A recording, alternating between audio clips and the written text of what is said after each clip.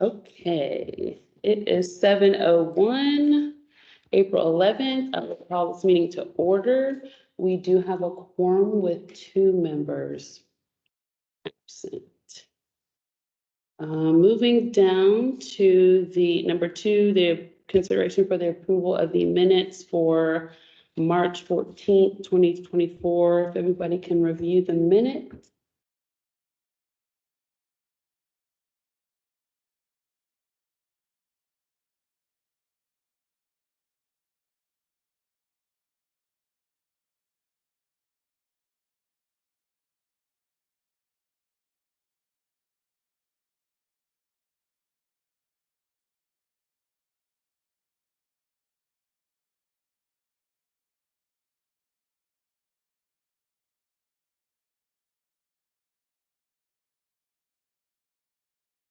Does anyone have any questions or concerns with the minutes from March?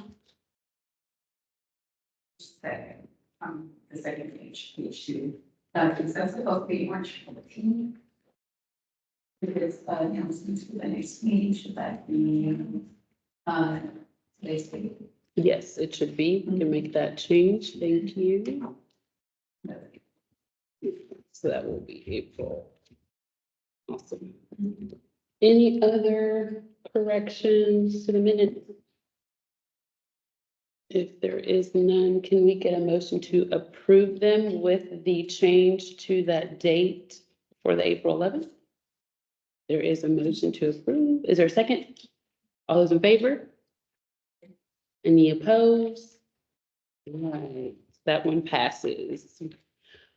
All right, we will move on to the citizen comment period. The library board welcomes comments from citizens. I don't see any with us this evening, so we can close that comment period and move on to section 4, which is reports and presentations. And the first item of business underneath that section would be the presentation of the Kyle Public Library's fiscal year annual report for 2022 and 2023.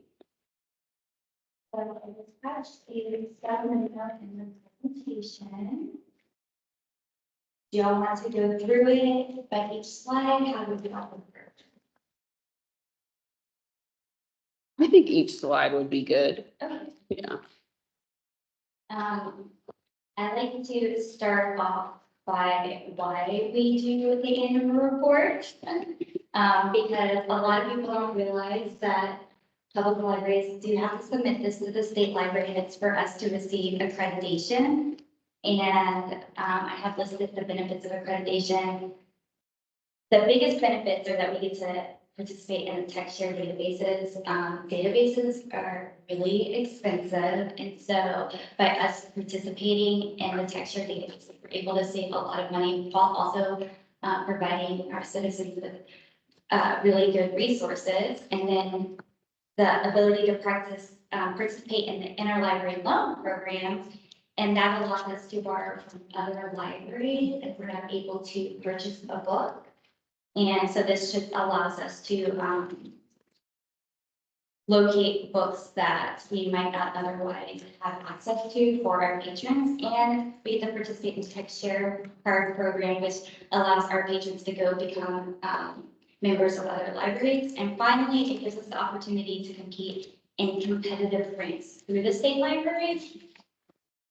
And there are minimum standards that we have to uphold to stay accredited. And those have been listed. We're able to meet all of those. The library has to be open for no less than 48 hours per week. We have to employ a library director at least 40 hours. And employ 2 full-time equivalent professional librarians. This includes the director, so it's not an additional 2 librarians. The director can be a librarian. And we have to have at least 1 item per capita or spend at least 15% of the local expenditures on library materials. And then we have to have at least $8.48 per capita spent on library services. And so after reporting this report, we are able to meet all those minimum standards for this past fiscal year. And then when you go to expenditures, you'll, I included fiscal year 21 and 22 compared to 22 to 23, so you can see how we're growing. And in hindsight, when I went to go do this, I was like, this will be easy because the report shows you what you reported last year. And then I was like, this is not easy, but it's too late. There's no turning back.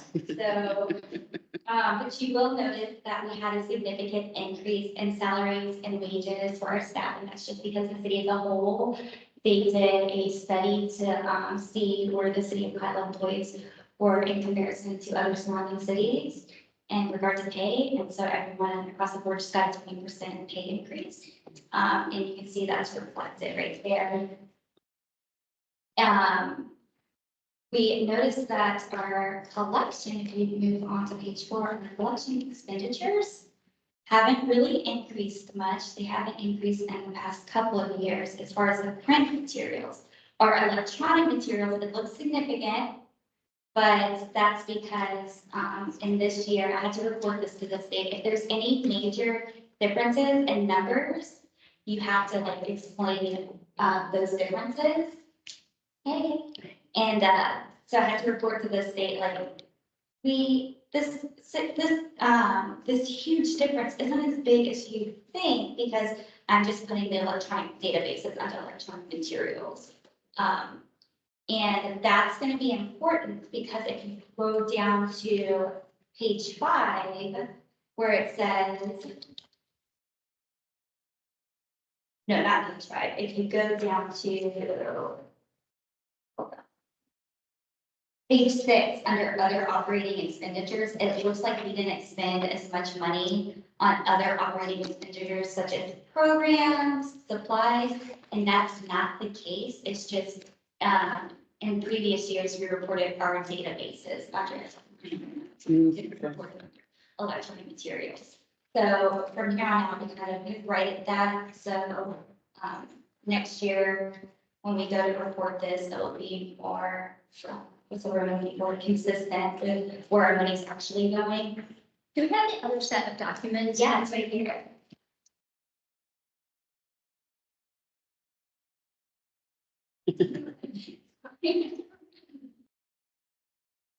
And then, but we are, something I did want to note is that we are spending more money on ebooks and the audiobooks because we have noticed there is more of a demand for that.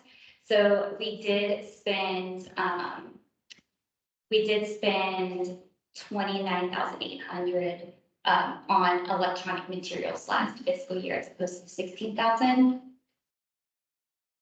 And that's going to be significant when we get down to how many items we have in the collection per capita. So that's just something to note.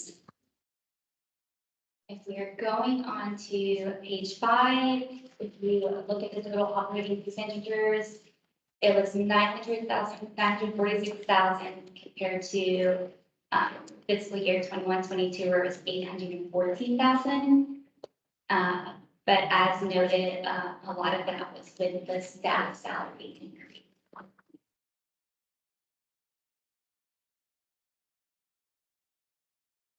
Page 7. The report asks you to break it down, so I broke it down to show where the money was going as far as the staff expenditures, collections, and then the operating expenditures to how we got to that 946,000. Do we have any questions about the expenditures? I have a question about the expenditures. Yeah. So, what percent of the amount that is budgeted for collection materials is actually being spent? Are you all maxing out your budget in those areas? Yes, so we maxed out our budget. We were budgeted for, I want to say it was 55,000 for print materials. And that's how it was budgeted this year too. So we did max that out. The one we didn't max out was where it says other materials. I want to say there was 6,000 in that one. And we're just noticing that the other materials are like our DVDs, our CDs, our audiobooks. They're not circulating as much, so that's why more was spent on the ebooks and the audiobooks. And we went over on the electronic materials because Hoopla is a pay-per-use app. And so if we get more people using it 1 month, that bill will go up. And so it was print materials and electronic materials that we actually went a little over budget. What happens to the ones that are not spent in a specific fiscal year? Do they carry over the They next fiscal year? They don't. They go to a general fund? Yeah, everything comes from the, Right. yeah. If they're a percentage that you need to keep by a percent to the cost, it's not assuming you get our budget trip by annually or fiscal year. It's a year. If you put it by annual, you go to fiscal year 22 to 23, and if you were doing it 2 years at a number, so just 1 fiscal year. It's one fiscal year, yeah. I have another question on the previous slide.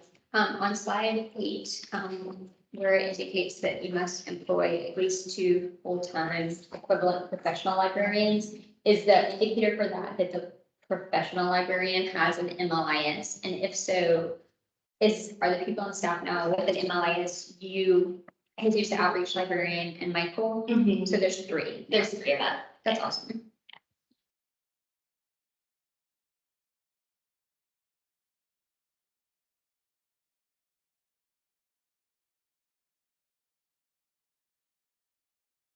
I did want to note that, I don't know if I put it in the slides or the staff memo, but the state library does look at the accreditation standards every 10 years. And so there are going to be new rules that come. I did want to note that. I can see that on the state library's website. So we will continue the revenue. Revenue is, a majority of it's just from the general fund, city revenue. We do get money from the county. Every city and Kings County receives a little bit of money from them, and we're actually meeting the other libraries for the next fiscal year. And then IFL reimbursement. Anytime we ship books to other libraries, we apply for a reimbursement grant. So that's where that 535 is coming from. It's because we lent out books to other libraries, and they're just basically giving us money back for the postage to send those to other places.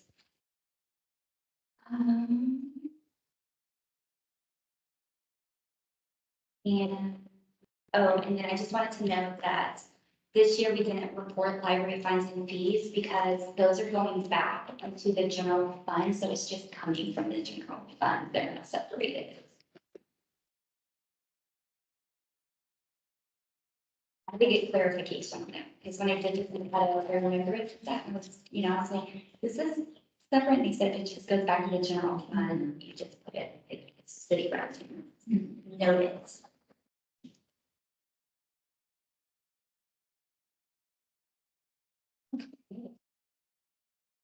Questions about that one?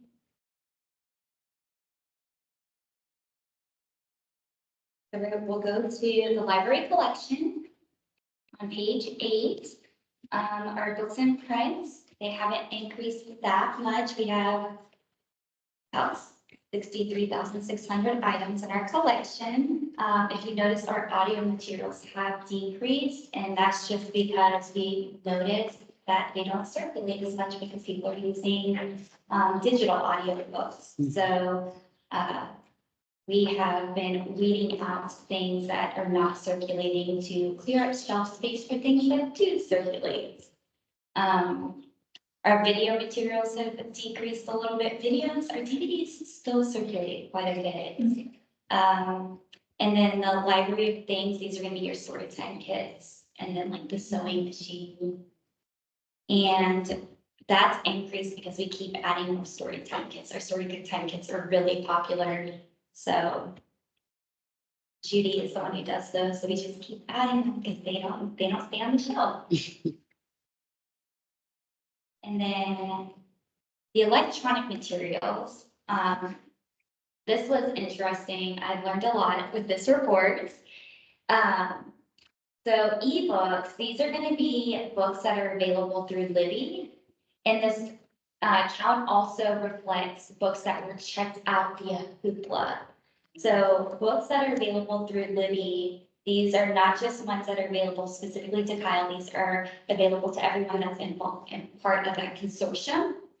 And so that made up about 18,000. And then the other were books that people have checked out through Hoopla. And then the eRead Texas was separated. So, and the same went with the e-audio materials. Those are books that are available through Libby and then ones that were checked out through Hoopla. And I say checked out through Hoopla because Hoopla, we don't have control over which items are available. They change them out. And because they change them out, that collection is constantly evolving and changing. And there's a lot of materials available. And so the way the state requires it is each individual item that is checked out through Hoopla will count towards our materials counts. As opposed to Libby, it's basically each title that's available. Okay. And that's because with Libby, you're paying, we go to purchase a ebook, we go to purchase an audiobook, and you're paying for that audiobook. It's kind of like one physical item that can be checked out at one time, and then when that person's done, they can move it on. Where Hoopla, many people can check out that one item and it's paid for use. So, it's interesting. Any questions on that one? Then our databases, I did share the databases we did purchase back in 2023. And I wanted to share this is kind of an eye opener to me, is that we were able to access 147 databases through the text shared database program. And that is significant because LinkedIn Learning alone is about $7,000. The Heritage Quest was a little over 3,000.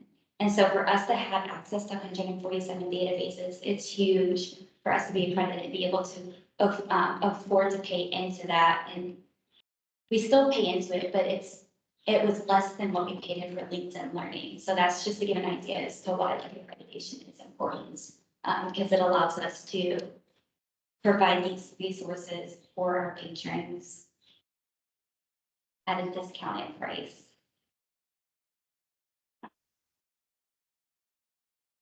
And then moving on into slide 11, page 11. Total items in the collection is 125,784, and this is, as you can tell, largely because of our digital collection. And so participating in the consortium is huge, and having input is huge. And because we have 125 items, we're able to meet that accreditation standards of one item per capita. If it was solely on the physical collection, we would probably barely make it, but because we count the digital collection, we're able to meet that.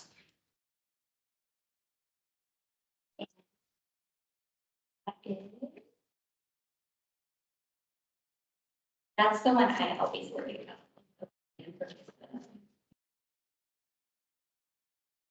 So when we went into the circulation, okay, you see our library visits have increased on page 12 up to 71,000, which was up 21% from the previous year.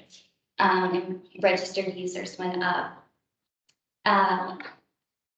What I thought was pretty fascinating was that the state will ask you to separate children's collection from everything else. So like children's and teens and adults as far as what circulates. And so I thought it was fascinating with children's materials. Those are circulating a little better, but the I feel like the adult collection, there was an increase, but it's not that significant.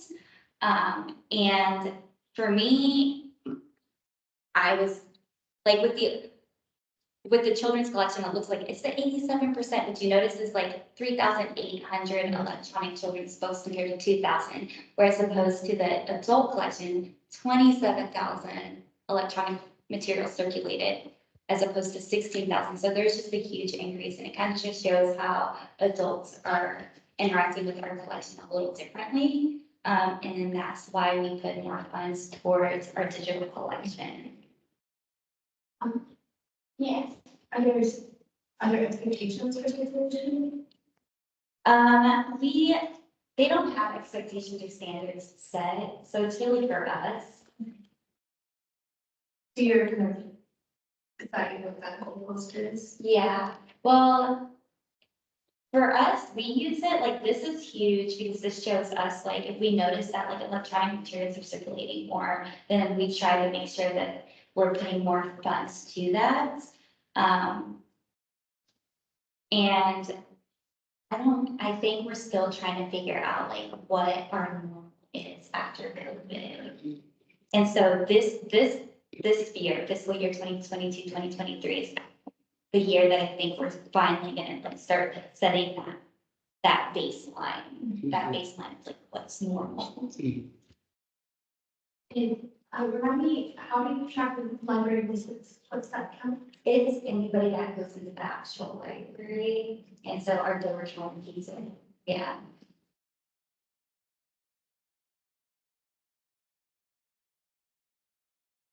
And that took me a while to figure out, because I kept asking, can it tell if you left? And yeah, I guess it just detects it going away. Because I was like going back and forth, I was like, does it change? But if people come just to the programs in the meeting room, they don't go into the actual library, it won't count them. It's for everyone that enters the actual library portion.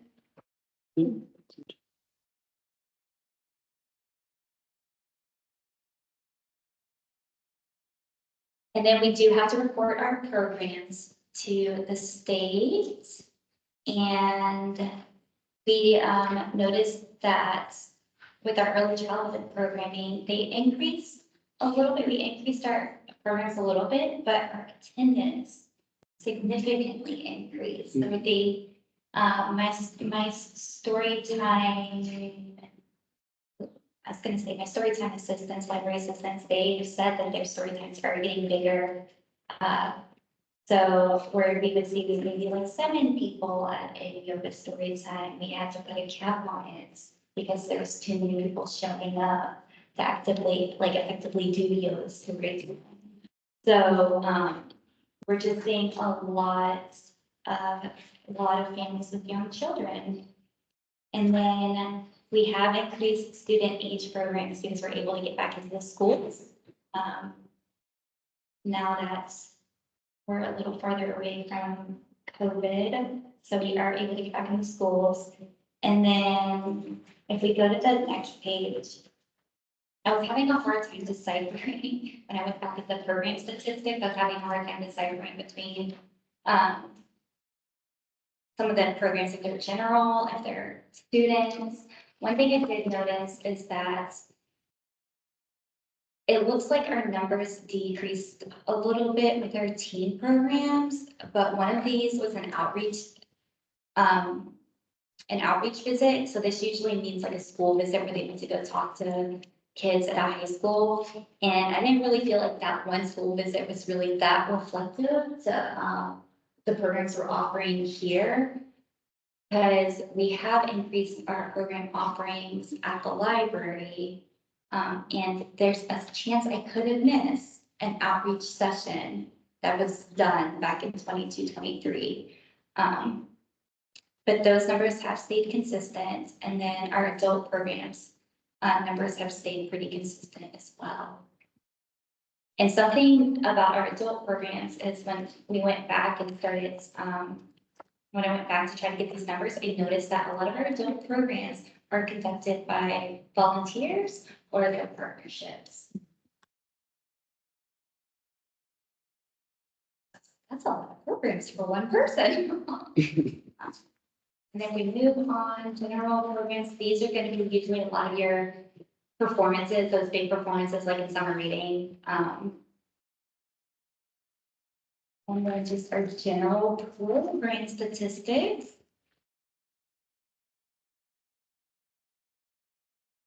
The in-house numbers increased about 4,000 from the previous year.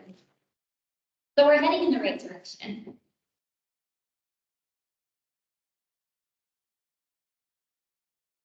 We look at the staffing, this is something we have to report to the state, and you'll notice that same amount of staff next year, this will look different because we added an outreach role, but same amount of staff. And then we added volunteers because like I mentioned, most of our adult programs are conducted by volunteers or partnerships. So these were our volunteer hours from our adults, and Jen implemented a teen volunteer program. And so we have a lot of teen volunteers during the summer, and then we have teen volunteers in the fall as well, which is super helpful.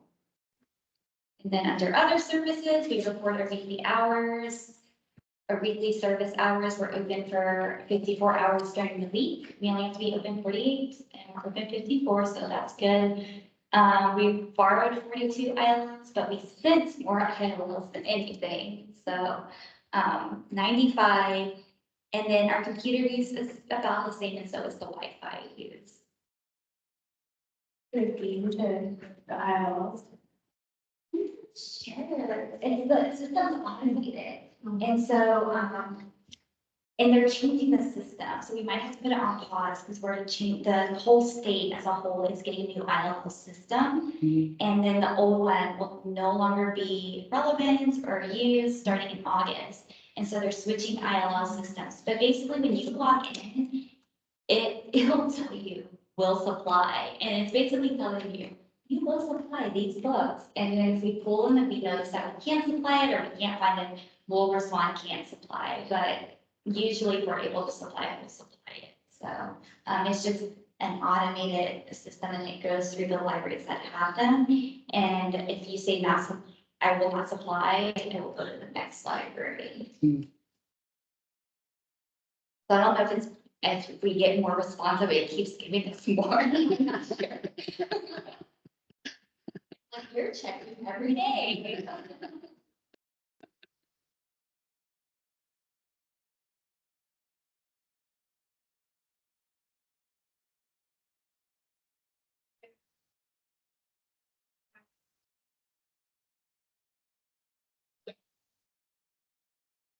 Are there enough? 5 or 5? I'm thinking it's gonna be for the years coming forward. Immediately. Yeah, so because this one, let me go, I have to go back to see. I'm thinking it might be 25, 26, and the reason I say that is because they still have the rules right now saying your local expenditures amounting to at least $8.48 per fiscal years 2022, 2023, that's what we're in 2024, so it makes me think it's gonna be 2025. Oh, you were raising. Yes. I would hope so. I would get like a moment.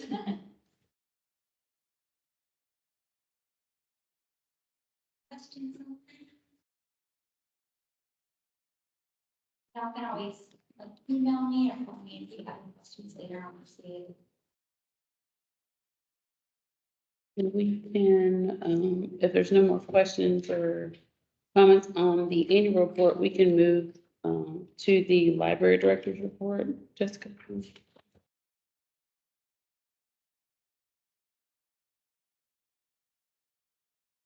So I did not have February's, March's stats done in time by the time I had to get this posted. So I apologize.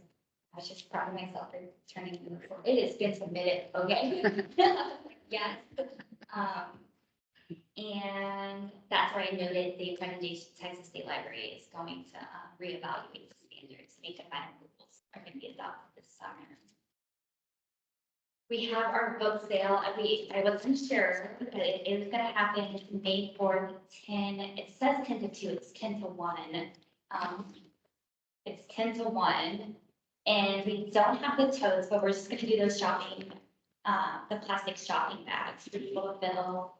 And we need volunteers Friday, May 3rd for setup, and then Saturday, May 4th, just help restock, and then, I forgot to bring a sign-up sheet. But afterwards, we can, if you want to wait afterwards to sign up, I can write it out, type it up, and I'll send y'all a reminder email. Okay, that sounds good. I wanted to give y'all an update about the search for a library director. I know that's a big question. So the city is using the recruiting and consulting firm to fill the position. It doesn't look like it's posted. It looks like they're most specifically near the farm. And I don't have an estimated timeline for this process. So, I'll like waiting.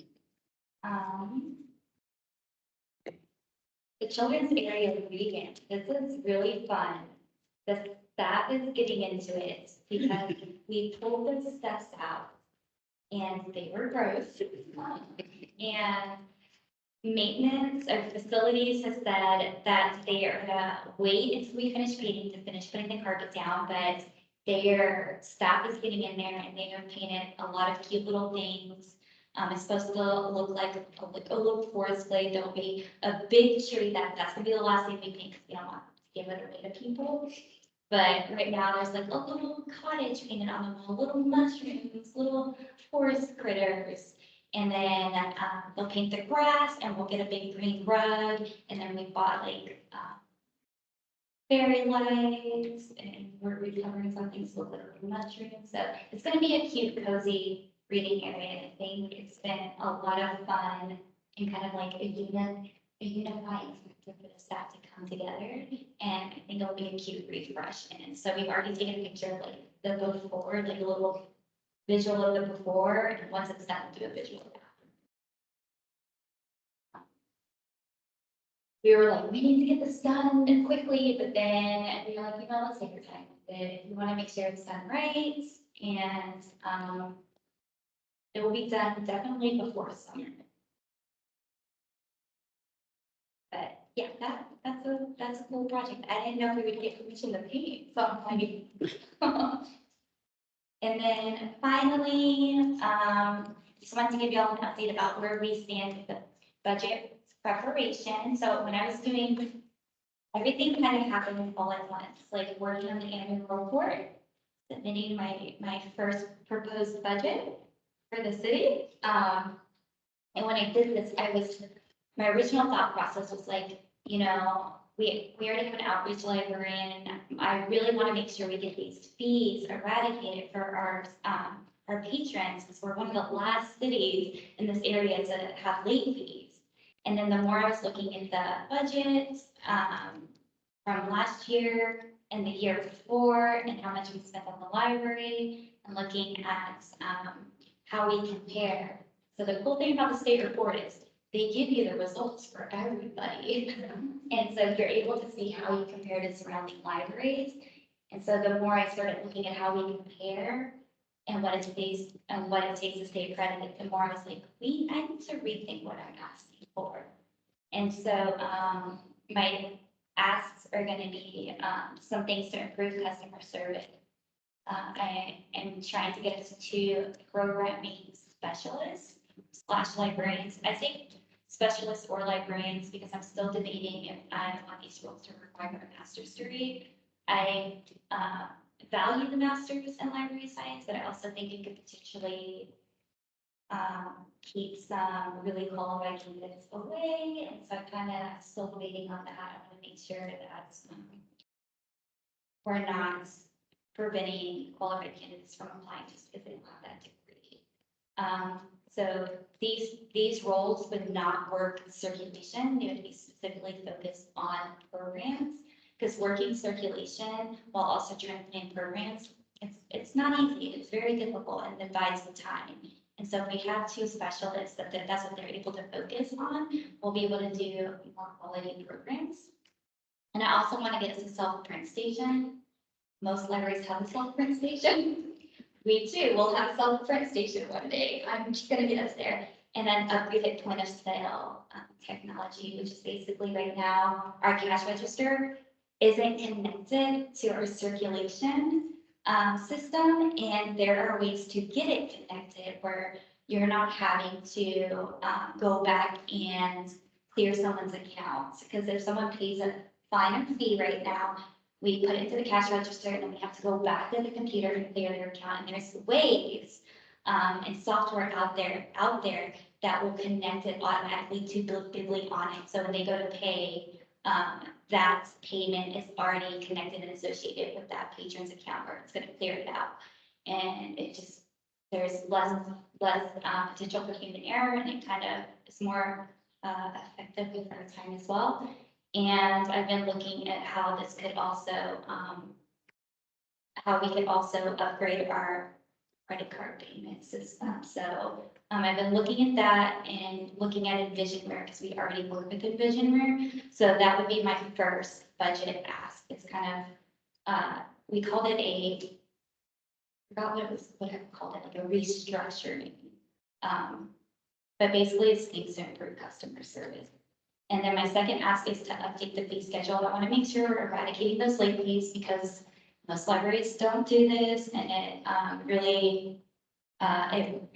really affects people who are wanting to come into the library to actually borrow our items, especially if you have like young kids. I already heard enough with young kids coming to the library and keeping a consistent schedule. And so when we're punishing people for not getting their books back in time, I feel like it can just, I want us to focus on building more positive relations. So if we're able to eradicate these late fees, it allows us to build more positive relations with the community.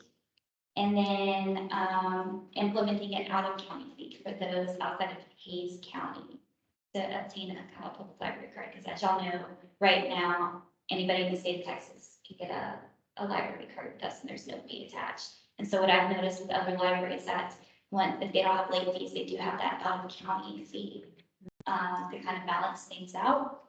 And I say out-of-county because we do get money from Hayes County, so we want to make sure that everybody in Hayes County can get a library card with us. And then to increase the collection budget in general, and if I'm asking for it to almost be double. So I'm hopeful. I mean, the worst that happens is it's just not right now, or they ask me to go back, but I'm about asking go big or go home. And I've looked up what other libraries are spending on their collection, and that is kind of what I'm going to use to help get our budget kind of on the same playing field. So. And that, the budget is to be presented to council on the 22nd. It's going to be presented. Would we be able to view it next month? Or are we going over, okay. Yes, so my goal is to have this with y'all at the next board meeting. Okay.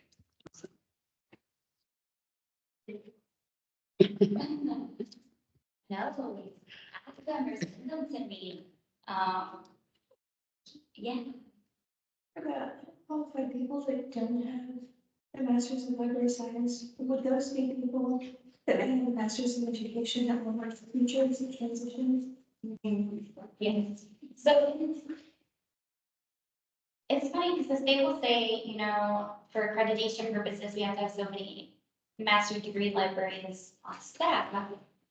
But then one of the questions also will say like, non-MLS librarians, and then you report, like, and these are basically people like doing like librarian duties, don't have that master's. And so there are libraries that will, on staff, they have like non-master librarians.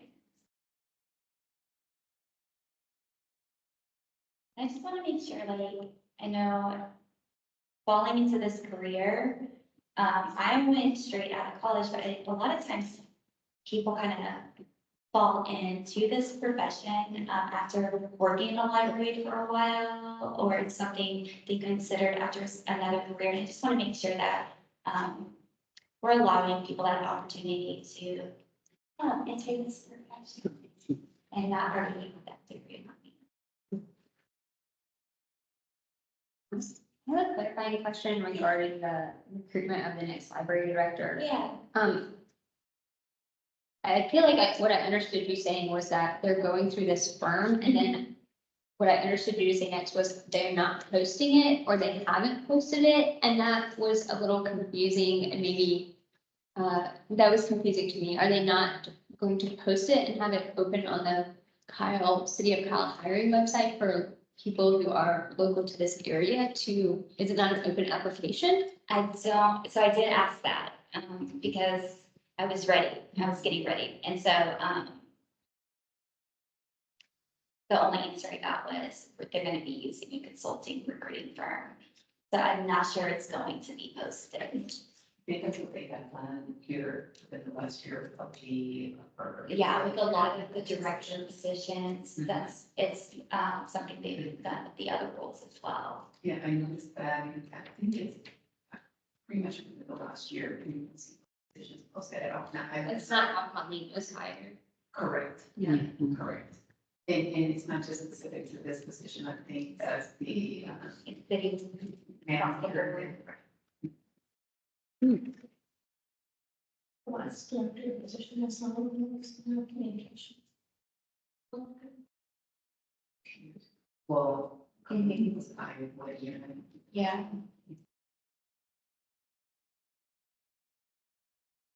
Right. Any more questions or comments about the director's report? I think it was really good, and I appreciate the work that you are doing in this interim position. Ditto.